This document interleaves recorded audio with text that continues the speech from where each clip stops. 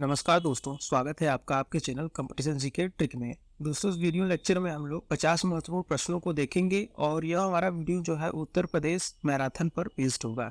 इसमें हम लोग जो है कि 50 महत्वपूर्ण प्रश्नों को देखने वाले हैं, जो कि आपके आने वाले एग्जाम के लिए बहुत ही महत्वपूर्ण है। तो चलिए हम बिना देरी किए वीडियो को स्टार्ट करते हैं। तो देखिए, पहला हमारा क्वेश्चन है, कह रहा है कि नाबार्ड की स्थापना कब की गई थी। अब यह यूपीपीसीएस में कई बार पूछा जा चुका है कि नाबार्ड की स्थापना कब की गई है, नाबार्ड का हेडक्वार्टर कहाँ है। तो हम सबसे पहले देखेंगे कि नाबार्ड की स्थापना कब की गई। तो नाबार्ड की स्थापना जो है 12 जुलाई 1982 को की गई है। तो इसका आंसर जो है सी है। अब अगला क्वेश्चन देखिए, हमारा अगला क्वेश्चन भी हमारा जो है इंस्टीट्यूशन से है। तो कह रहा है कि भारतीय लघु उद्योग विकास बैंक, जिसको सिडबी कहा जाता है, की स्थापना कब हुई थी। अब यह भी क्वेश्चन जो है कि यूपीपीसीएस में पूछा गया है। यह भी नाबार्ड वाला क्वेश्चन भी पूछा जा चुका है। अब पूछा गया है कि सिडबी की स्थापना कब हुई थी। तो बताइए, सिडबी की स्थापना कब की गई थी। तो देखिए, ऑप्शन जो हमारा ये सही है। अप्रैल 1990 को सिडबी की स्थापना की गई थी। और सिडबी का अगर बात करें हेडक्वार्टर कहाँ है, तो लखनऊ में है। तो दोनों क्वेश्चन पूछे गए हैं, तो याद रखिएगा। 1990 में सिडबी की स्थापना की गई और नाबार्ड की स्थापना 1982 में। अब अगला क्वेश्चन देखिए, अगले क्वेश्चन में आप लोग देखे होंगे कि 14 बैंकों का राष्ट्रीयकरण कब किया गया था। तो आपने ये काफ़ी सुना होगा कि बैंकों का राष्ट्रीयकरण कब किया गया था, लेकिन ये कब हुआ था। तो ये 1969 में हुआ था। और इस टाइम जो है फोर्थ 5 ईयर प्लान चल रहे थे। तो चौथे 5 ईयर प्लान में जो है 1969 में 14 बैंकों का राष्ट्रीयकरण किया गया था। लेकिन दूसरा राष्ट्रीयकरण कब हुआ था, तो 1980 में। अब इसमें कितने बैंकों का राष्ट्रीयकरण हुआ था, तो ये शायद ही बहुत कम ही लोगों को पता हो। तो क्वेश्चन में पूछ रहा है कि 1980 में भारत में कितने बैंकों का राष्ट्रीयकरण किया गया था। तो ये 1980 वाला पूछ रहा है, न कि 1969 वाला। तो 1969 में देखिए ऑप्शन में 14 दिया है, तो अगर आप जल्दीबाजी में पढ़ेंगे तो ऑप्शन सी लगा देंगे। तो इसलिए क्वेश्चन को बहुत ध्यान से पढ़ना है। इसलिए क्वेश्चन को बहुत ही ध्यान से पढ़ना है आपको। यहाँ 1980 में पूछा है, तो इसका हमारा जो आंसर होगा वो होगा ऑप्शन बी। ये 1969 में 14 बैंकों का राष्ट्रीयकरण हुआ था। उसके 11 साल बाद 1980 में 6 और बैंकों का राष्ट्रीयकरण किया गया था। तो याद रखिएगा, महत्वपूर्ण क्वेश्चन है। ये वाले क्वेश्चन यूपीपीसीएस में पूछे गए हैं, लेकिन ये वाले क्वेश्चन अभी तक नहीं पूछे गए हैं। अगला हमारा क्वेश्चन देखिए, संविधान सभा का निर्माण किस योजना के तहत किया गया था। तो भारत की जो संविधान सभा का निर्माण किया गया था, किस योजना के तहत किया गया था। तो यह जो है कैबिनेट मिशन योजना के तहत किया गया था। याद रखिएगा। शिक्षा का अधिकार किस संविधान संशोधन द्वारा मौलिक अधिकार में शामिल किया गया। तो जो राइट टू एजुकेशन है, पूछा जा रहा है कि किस संविधान संशोधन द्वारा इसे फंडामेंटल राइट बनाया गया था।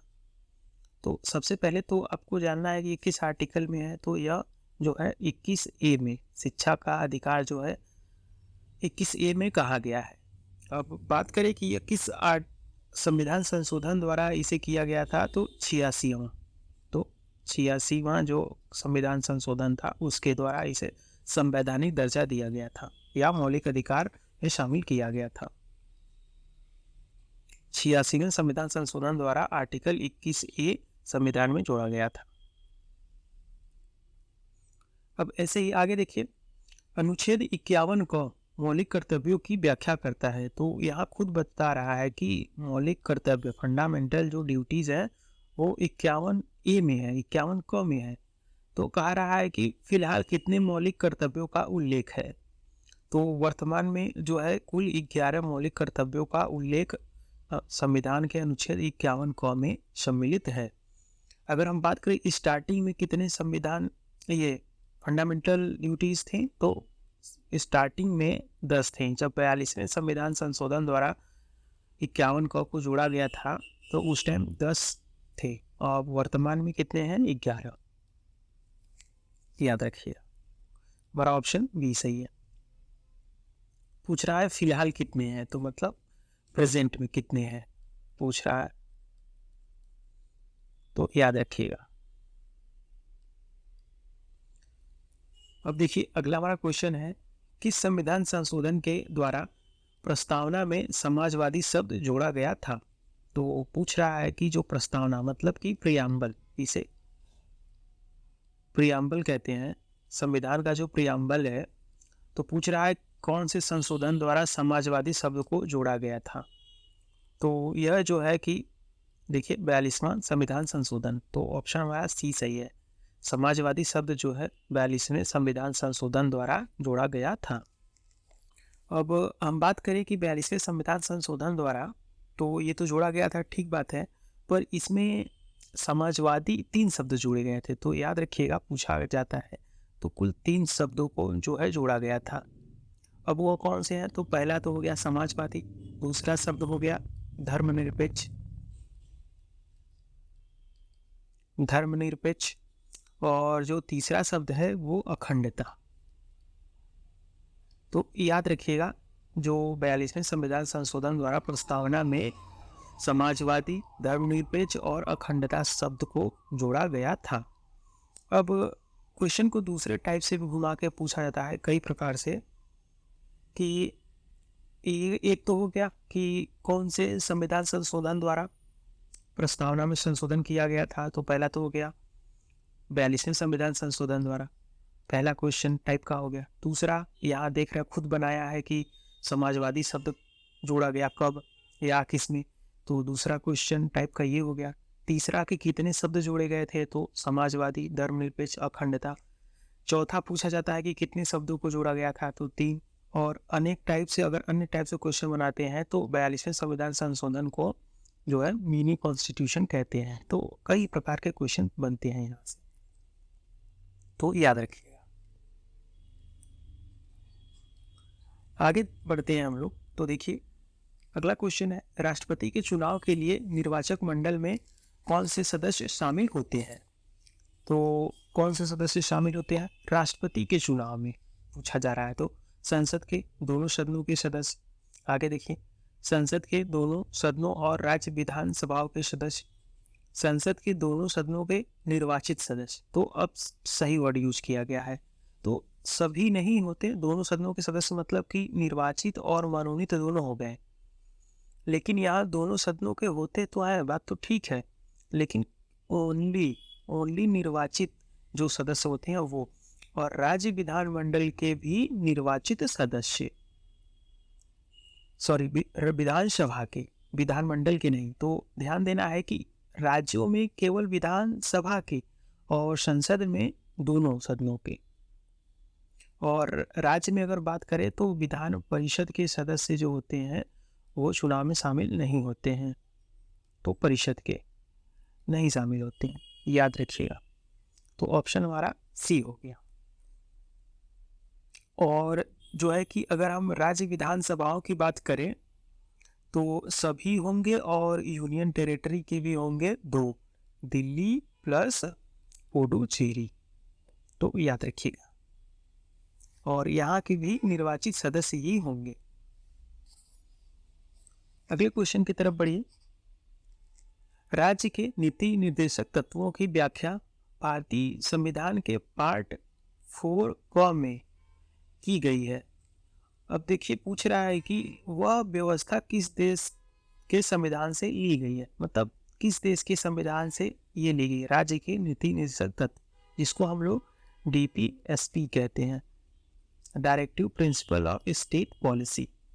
अब ये संविधान के जो है 4A में, भाग जो 4A है उसमें शामिल है, भाग 4A में, याद रखिएगा। और यह ली कहाँ से गई है, तो यह आयरलैंड से ली गई है। अब एग्जाम में DPSP से क्वेश्चन पूछा जाता है कि क्या DPSP जो होता है वो बाध्यकारी है या गैर बाध्यकारी, तो ये नॉन बाइंडिंग होती है, गैर बाध्यकारी है जो है, नॉन बाइंडिंग। इसको लेकर आप सुप्रीम कोर्ट में जा नहीं सकते हैं, तो ध्यान रखिएगा। अगला हमारा क्वेश्चन है, संसद का निर्माण निम्नलिखित में से किनके द्वारा होता है? तो पूछ रहा है कि कुल मिला के संसद का निर्माण का मतलब कि संसद का भाग कौन कौन से लोग होते हैं, जिसको हम लोग कहते हैं कि ये संसद है। तो संसद का भाग कौन होता है? तो राज्यसभा, लोकसभा, सही बात है, ये तो होता है, लेकिन केवल यही नहीं होता, लोकसभा, राष्ट्रपति ये भी होते हैं, लोकसभा, राज्यसभा और राष्ट्रपति। तो ऑप्शन हमारा सी सही है। संसद के जो भाग होते हैं वो लोकसभा होता है, राज्यसभा और राष्ट्रपति, ये तीनों लोग होते हैं मिला के संसद इसको कहते हैं, तो याद रखिएगा।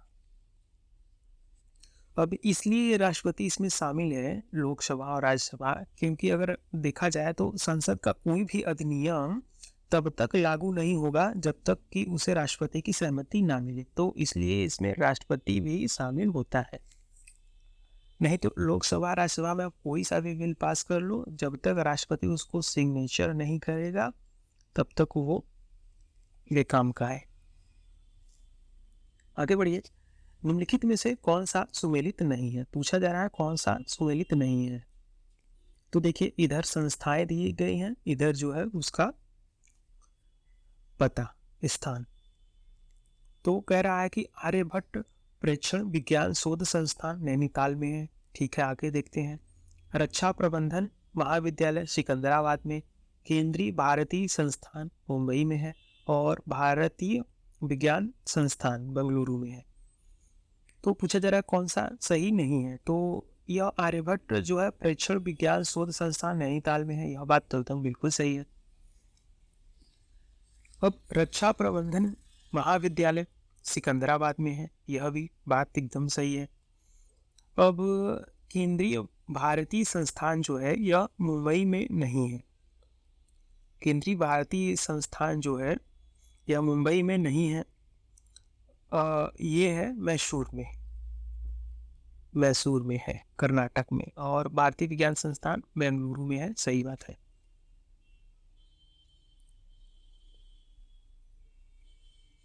अब यहाँ देखिए, थोड़ा सा मुझे कुछ मिसिंग लग रहा है कि केंद्रीय भारतीय संस्थान का क्या मतलब है, मतलब यहाँ कुछ सेंस नहीं बनता है। तो सेंट्रल इंडियन इंस्टीट्यूट, इसका क्या मतलब यहाँ कुछ तो मिसिंग है, तो यहाँ है भाषा मिसिंग है। तो भाषा, अगर ये क्वेश्चन बन जाए केंद्रीय भारतीय भाषा संस्थान कहाँ है, तब यह मैसूर में है। तो यहाँ आप करेक्शन कर लीजिए, ऑप्शन हमारा सी है। अब पूछा ही है गलत तो इसमें आप दिमाग लगाना ही नहीं है। तो भाषा, केंद्रीय भारतीय भाषा संस्थान कहाँ है, मैसूर में। आगे बढ़िए, निम्नलिखित में से किसको विज्ञान और इंजीनियरिंग के क्षेत्र का पद्म विभूषण जो है प्रदान किया गया 2023 का? किसमें विज्ञान और इंजीनियरिंग क्षेत्र में पद्म विभूषण किसे मिला?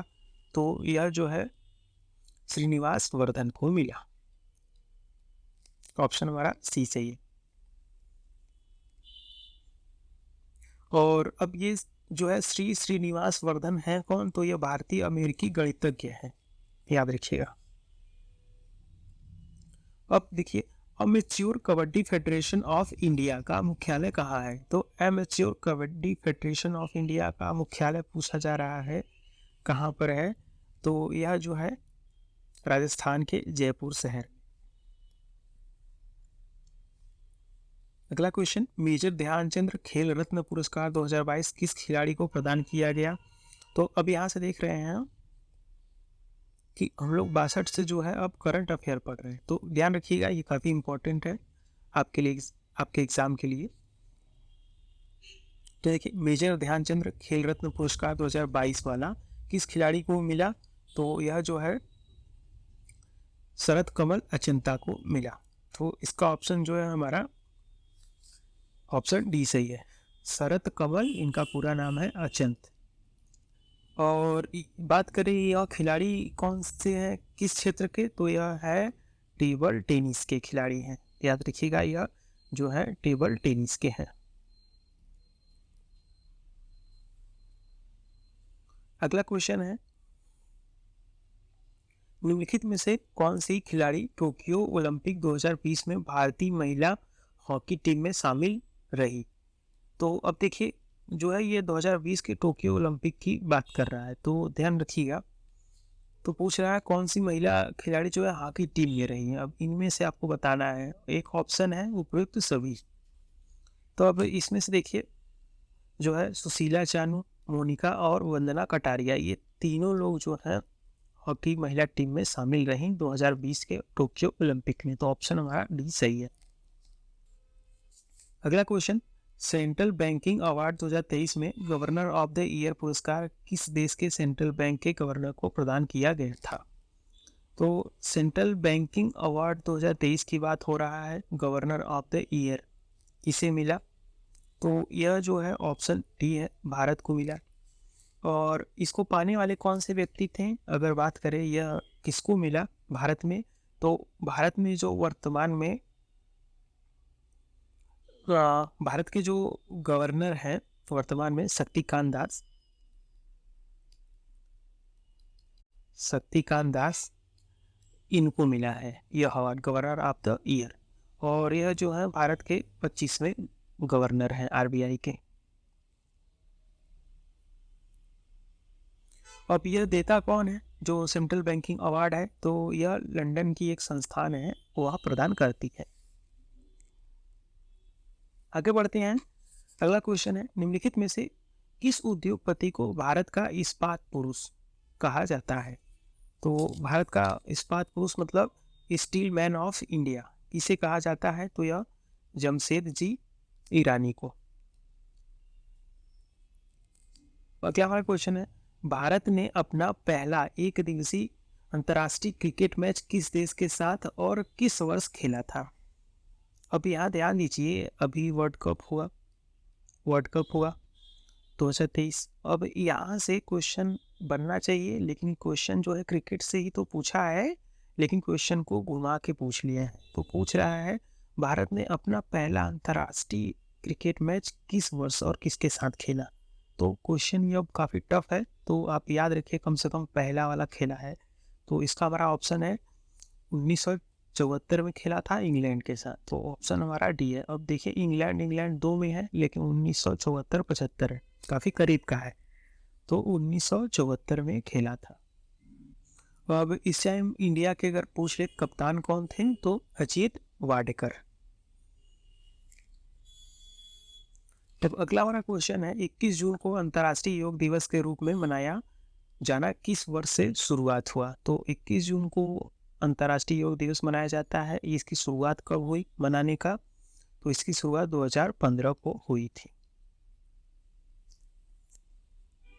अब इसके पीछे की कहानी क्या है? तो देखिए, अंतर्राष्ट्रीय योग दिवस मनाने का जो विचार है, पहली बार प्रधानमंत्री नरेंद्र मोदी द्वारा सितंबर 2014 में यूनाइटेड नेशन जनरल असेंबली में अपने भाषण के दौरान प्रस्तावित किया था। मतलब 2014 का जो यूनाइटेड नेशन जनरल असेंबली, संयुक्त राष्ट्र महासभा इसको हिंदी में कहते हैं, तो इसके भाषण में 2014 में उन्होंने ऐसा प्रस्ताव रखा था कि 21 जून को हम जो है 2015 से 21 जून को अंतर्राष्ट्रीय योग दिवस मनाएंगे। तो याद रखिएगा, प्रस्ताव 2014 का था। अगला हमारा क्वेश्चन है, प्रथम भारतीय महिला सैनिक स्काई ड्राइवर कौन है? तो प्रथम भारतीय महिला सैनिक स्काई ड्राइवर, तो यह मंजू है।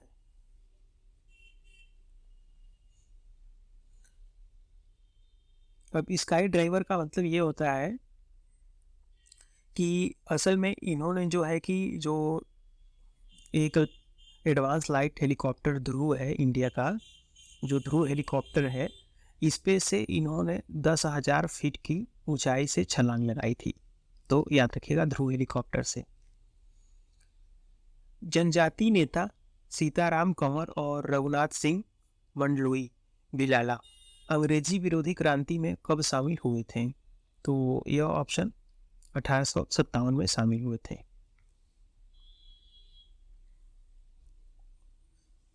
सागर के आंचलिक क्षेत्रों में दिवाली के अवसर पर कौन लोक नृत्य प्रचलित है? तो बताइए इसका आंसर जो होगा मौनी नृत्य प्रचलित है। और असल में यह जो नृत्य है मौनी नृत्य, यह धान की कटाई का नृत्य है। भीमा नायक का संबंध किस रियासत से था? तो इनका संबंध बड़वानी रियासत से था।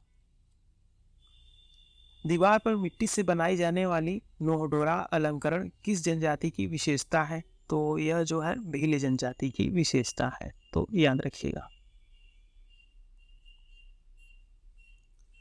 मुकुल किसकी प्रसिद्ध साहित्यिक रचना है? मुकुल, तो यह जो है सुभद्रा कुमारी चौहान की रचना है।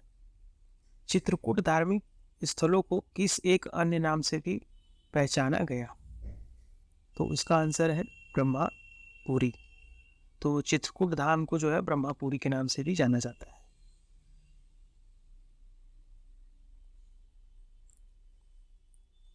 ऐतिहासिक मंगतेश्वर मंदिर कहाँ स्थित है? तो यह जो है खजुराहो में है। स्वतंत्रता आंदोलन में निवाड़ी जिले की थौना लुहारी गोलीकांड की घटना कब घटित हुई? तो यह जो है 1939 को।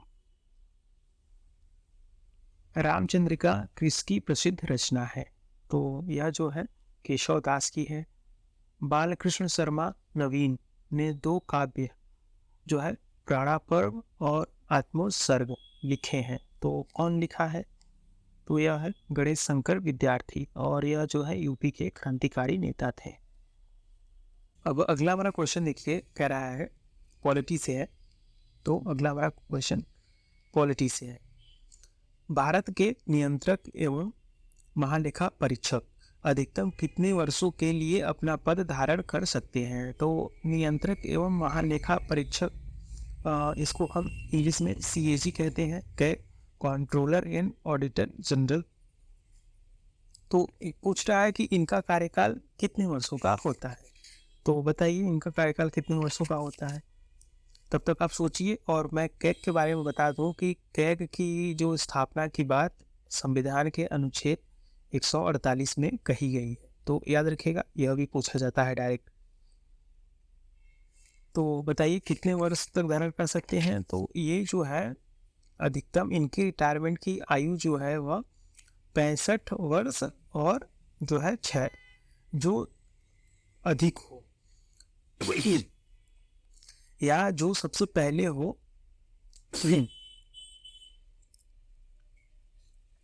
अब 65 या 6 वर्ष में जो सबसे पहले हो उनकी ये रिटायरमेंट एज है, तो ऑप्शन हमारा सी सही है। सिविल सेवा परीक्षा की समीक्षा हेतु संघ लोक सेवा आयोग ने जुलाई 2000 में किसकी अध्यक्षता में एक समिति का गठन किया? तो यह प्रोफेसर योगिंदर कुमार अलग, तो इनकी जो है अध्यक्षता में एक समिति का गठन किया गया था। अब बात कर रहा है कि राष्ट्रीय हरित अधिकरण नेशनल ग्रीन ट्राइब्यूनल का मुख्यालय कहाँ स्थित है? तो यह जो है नई दिल्ली में स्थित है। इसकी स्थापना की अगर बात करें, NGT की स्थापना कब हुई थी? तो इस NGT की स्थापना जो है राष्ट्रीय हरित न्यायाधिकरण अधिनियम 2010 के तहत की गई थी। तो यह भी कई बार पूछा गया है कि इसकी स्थापना कब हुई थी, तो 2010 में। और जो है दिल्ली के साथ साथ इसके और 3 जो हैं मुख्यालय है, मुख्यालय के जो शाखाएं हैं। तो एक तो हो गया नई दिल्ली, दूसरा हो गया भोपाल, तीसरा हो गया पुणे, और तीसरा हो गया पुणे, चौथा हो गया कोलकाता, और जो पांचवा हो गया वो चेन्नई। तो नई दिल्ली हो गया इसका मुख्यालय, और इसकी 4 शाखाएं हैं। कहाँ है? भोपाल में, पुणे में, कोलकाता में, चेन्नई में। तो याद रखिएगा, भोपाल, पुणे, कोलकाता, चेन्नई।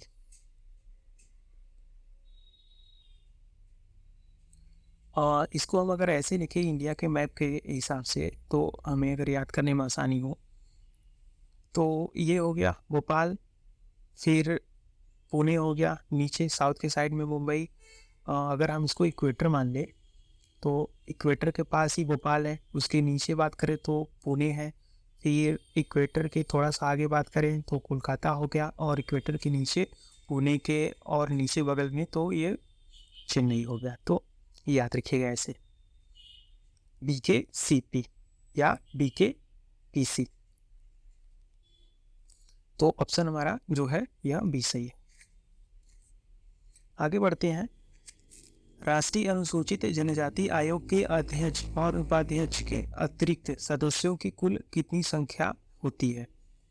तो कुल मिलाकर पूछा जा रहा है कि जो है राष्ट्रीय अनुसूचित जनजाति आयोग के सदस्यों की कितनी संख्या होती है। इसमें अध्यक्ष और उपाध्यक्ष के अतिरिक्त पूछा जा रहा है। तो इनके अतिरिक्त जो होता है वह 3 और होते हैं। तो कुल मिला के इसमें जो है 5 सदस्य होते हैं। एक तो अध्यक्ष हो गए, एक उपाध्यक्ष और 3 सदस्य। याद रखिएगा। अब हम बात करें कि राष्ट्रीय अनुसूचित जनजाति आयोग का उल्लेख किस में है। तो याद रखिएगा कि 89वें संविधान संशोधन अधिनियम 2003 के माध्यम से संविधान के अनुच्छेद 338 में संशोधन करके 338 ए जोड़ा गया था। कौन से संविधान संशोधन से? तो 89वें। तो इसमें अनुच्छेद जो है 338 ए जोड़ा गया था और इसी में प्रावधान है। और इनकी नियुक्ति कौन करेगा? अध्यक्ष की या इन सब की तो राष्ट्रपति करेगा। निम्नलिखित में से कौन सा अधिकार राष्ट्रीय मानवाधिकार आयोग के दायरे में नहीं आता? तो देखिए, सबसे पहले तो आप याद रखिए, एग्जाम में क्वेश्चन पूछा गया है कि राष्ट्रीय मानवाधिकार आयोग का स्थापना कब हुआ। तो यह 1993 में, 1993 में। और यह जो है सांविधिक संस्थान है, मतलब इसका जो गठन हुआ है वो अधिनियम के माध्यम से हुआ था। तो इसमें जो है समानता, शिक्षा नहीं आता है, जीवन और स्वतंत्रता। तो इसका ऑप्शन हमारा बी हो गया। शिक्षा से संबंधित अधिकार नहीं आते, बाकी सब आते हैं। अगला हमारा क्वेश्चन, 12वें वित्त आयोग के अध्यक्ष कौन थे? तो 12वें वित्त आयोग के अध्यक्ष पूछा जा रहा है। तो यह कौन थे? जो है सी रंगराजन। और 12वां वित्त आयोग की अगर बात करें तो यह कब गठन हुआ था? सन 2002 में। और वित्त आयोग की स्थापना की बात संविधान के 280 में कही गई है। अब देखिए, राष्ट्रीय महिला आयोग के कार्य निर्दिष्ट हैं। तो पूछा जा रहा है कि महिला आयोग जो है कार्य कहाँ से कार्य करने का पावर प्राप्त करती है। टेक्निकली ये जो है क्वेश्चन ये है। तो यह जो है 1990 देखिए सब में है, लेकिन यह धारा अलग अलग है, तो आपको धारा बताना है। तो यह जो है इनका कार्य निर्दिष्ट है कि ये कौन से कार्य करेंगे। तो धारा 10 में बात कही गई है। अब आपको यह भी ध्यान रखना है कि जो राष्ट्रीय महिला आयोग की स्थापना कब हुई थी? तो 1990 में। और 1990 के 3 साल बाद राष्ट्रीय मानवाधिकार की स्थापना आयोग की स्थापना की गई। यह क्वेश्चन दोनों पूछे गए हैं मैच द फॉलोइंग। निम्नलिखित में से भारतीय संविधान का कौन सा अनुच्छेद लोक सेवा आयोग के व्यय से संबंधित है? तो लोक सेवा आयोग के व्यय से संबंधित है। तो कौन सा है यह? अनुच्छेद 322। और व्यय का क्या मतलब? मतलब खर्चों से, खर्च से इनका सैलरी, पेंशन, भत्ता, ये सब बात किसने की गई है। योजना आयोग के स्थान पर नई संस्थान नीति आयोग का गठन कब किया गया? यह तो सबसे इजी है, 2015 में किया गया था और 1 जनवरी 2015 को। और नीति आयोग का फुल फॉर्म भी एग्जाम में पूछा गया है। तो इसका फुल फॉर्म याद रखिएगा कि नेशनल इंस्टीट्यूशनल, तो इंस्टीट्यूट वहाँ क्वेश्चन में देता है इंस्टीट्यूट या इंस्टीट्यूशनल, तो national institutional for transforming India, याद रखिएगा। अगला हमारा क्वेश्चन है, खाद्य संरक्षण आयोग निम्नलिखित में से किस अधिनियम के अंतर्गत स्थापित एक वैधानिक निकाय है? तो ध्यान रखिएगा, नीति आयोग एक वैधानिक निकाय नहीं है, क्योंकि इसकी स्थापना जो है एक्ट के अनुसार नहीं हुई थी। इसकी स्थापना कैबिनेट के प्रस्ताव से हुई है। तो जो है इसका खाद्य संरक्षण आयोग की स्थापना सन 2013 में हुई थी और यह राष्ट्रीय खाद्य सुरक्षा अधिनियम के माध्यम से। अगला हमारा क्वेश्चन है, साइबर सुरक्षा में एक फायरवॉल का उद्देश्य क्या है? तो इसका ऑप्शन हमारा बी होगा, यह नेटवर्क की अनाधिकृत पहुंच को रोकता है। अब ये क्वेश्चन हम जो है कंप्यूटर से पढ़ेंगे और साई सिंटेक्स से, तो ध्यान रखिएगा। अगला क्वेश्चन, फ्लिपकार्ट, अलीबाबा, अमेजोन किसके उदाहरण हैं? तो इनका जो, अब आपको जैसे अमेजोन, फ्लिपकार्ट तो आपको पता होगा इनका कार्य क्या होता है। तो यह जो है बिजनेस से माल किसको देते हैं? हम जैसे लोगों को, मतलब कस्टमर को। तो B2C, बिजनेस टू कस्टमर या कंज्यूमर, तो B2C, तो ऑप्शन हमारा सी सही है। निम्नलिखित में से कौन सा साइबर हमले का एक प्रकार है जिसमें उपयोगकर्ता को संवेदनशील सूचना को जाहिर करने के लिए छल करना शामिल है? तो ये साइबर हमला कौन सा है जिसमें छल से संवेदनशील सूचना प्राप्त कर लेता है हमलावर? तो इसको कहते हैं फिशिंग। इसमें आपके क्रेडिट कार्ड, डेबिट कार्ड की जानकारी जो है ले ली जाती है, चुरा ली जाती है। ई कॉमर्स का निम्नलिखित में से कौन सा लाभ है? तो ई कॉमर्स का लाभ क्या है? तो देखिए ई कॉमर्स का लाभ क्या है, तो ई कॉमर्स का लाभ है सीमित पहुंच, तो ऐसा नहीं है। खरीदारी के अनुभव को व्यक्तिपरक करने की अक्षमता, ऐसा भी नहीं है। और ऊंची परिचालन लागत है, तो ऐसा नहीं। इसका जो फायदा है, लाभ है, वो 24 घंटे कार्य करने की क्षमता है। तो हम लोग जैसे कि e commerce website Amazon, Flipkart से जब मन करे रात को 3 बजे भी उठ के ऑनलाइन जो है ऑर्डर कर देते हैं। तो इसका फ़ायदा ये है कि 24/7 कार्य करने की क्षमता। निम्नलिखित में से कौन सा एक ई प्रोक्योरमेंट पोर्टल नहीं है? तो बताइए। तो यह जो है MP ऑनलाइन या नहीं है। बाकी जेम पोर्टल आपको पता ही है। निम्नलिखित में से कौन सा इंटरनेट कनेक्शन का एक प्रकार है जो टेलीफोन लाइनों का प्रयोग करता है? तो यह जो है, देखिए, केबल, सैटेलाइट, फाइबर ऑप्टिकल, तो ये है DSL, ऑप्शन हमारा ए सही है। अब DSL का मतलब क्या है जो कि टेलीफोन लाइन का उपयोग करता है? तो इसका है डिजिटल सब्सक्राइबर और इसका फुल फॉर्म है। आगे चलिए। आगे कह रहा है कि वह प्रक्रिया जिसके द्वारा रिसीवर संदेश के स्रोत के द्वारा प्रयोग किए गए संकेतों की व्याख्या करता है। तो यह इसे कहते हैं विसंकेतन। निम्नलिखित में से कौन सा वेब ब्राउज़र नहीं है? तो इंटरनेट एक्सप्लोरर ये है, मोजिला फायरफॉक्स भी है, गूगल क्रोम भी है, लेकिन याहू जो है यह नहीं।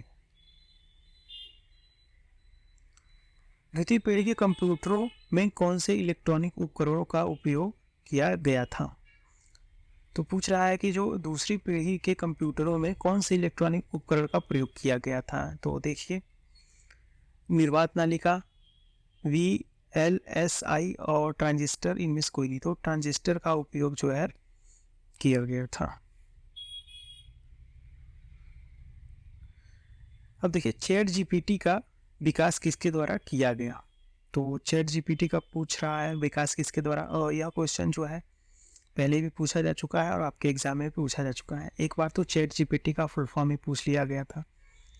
तो अभी के लिए जानिए कि चैट GPT का विकास जो है वो OpenAI ने किया है, माइक्रोसॉफ्ट ने नहीं किया है, एप्पल, गूगल ने नहीं किया है। OpenAI ने किया है। और चैट GPT का फुल फॉर्म बात करें तो इसका फुल फॉर्म जो है वो, तो इसका फुल फॉर्म है चैट जनरेटिव